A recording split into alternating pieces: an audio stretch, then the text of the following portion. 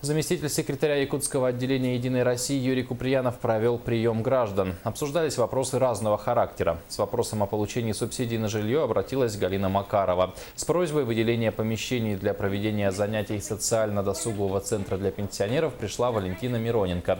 За поддержкой к «Единой России» в развитии сети кабинетов для проведения занятий по методике Монтессори и развития творческих способностей детей обратился благотворительный фонд «Волшебный сундучок».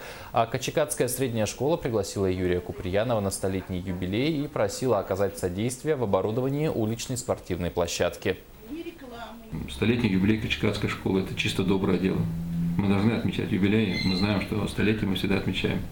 Будет прекрасная возможность, если я сам лично приму участие в столетнем юбилее этой школы, для того, чтобы и школьный коллектив, и школьники были рады, что правительство Республики Саха-Якутия, власть республики, руководство республики вместе с ними, вместе со своим будущими гражданами нашей страны, жителями нашей республики.